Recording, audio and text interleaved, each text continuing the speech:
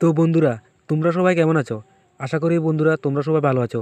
তো আজকে তোমাদের জন্য কুল গাছের শিকড় দিয়ে বশীকরণ নিয়ে এসেছি।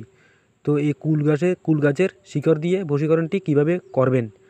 তো আমি বন্ধুরা প্রতিনিয়ত তন্ত্রমন্ত্র বিষয় নিয়ে ভিডিও দিয়ে থাকি। তো এমনই সব ভিডিও যদি তোমাদের শিখবার ইচ্ছা থাকে, তোমরা চ্যানেলটি সাবস্ক্রাইব করে পাশে থাকা বেল আইকনটি অল প্রেস করে দাও পরবর্তী ভিডিও পেতে। তো এটি কিভাবে করবেন। তো যে কোনো চারা কুল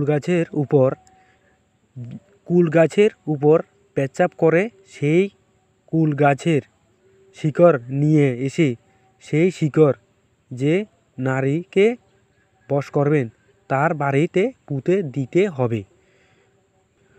তো বন্ধুরা, আমি কি বুঝাতে চাইছি তোমাদেরকে, যে কুল গাছটি আছে সেটি আগের দিন সন্ধ্যার সময় যেতে হবে। তারপর সে কুল গাছকে ধূপ ধুনা দিয়ে আসতে হবে। দিয়ে এসে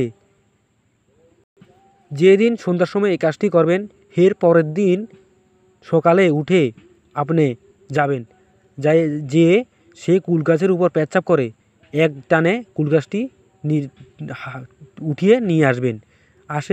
সেই কুল গাছটির শিকড় কিছুটা নিয়ে নেবেন।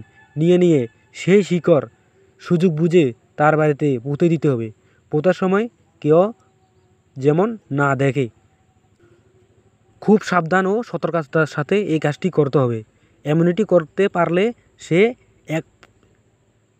7-8 দিনের ভিতর সে বশীভূত হয়ে যাবে। আমি 100% গ্যারান্টি দিচ্ছি। এই ভিডিও দিয়ে যদি না হয়, কমেন্টে যা খুশি তা বলে কাজ হয়নি। আমি গ্যারান্টি দিচ্ছি কাজ হবে, তোমরা করো। আর ভিডিওটি যদি কোনো অংশ বুঝতে না পারো কমেন্ট করো, আমি তোমাদেরকে কমেন্টে বুঝিয়ে দেবো। তো ভিডিওটি যদি ভালো লাগে একটা লাইক করো, আর এমনই সব ভিডিও পেতে তোমরা চ্যানেলটি সাবস্ক্রাইব করো। তো দেখা হচ্ছে যে কোনো পরবর্তী ভিডিও নিয়ে।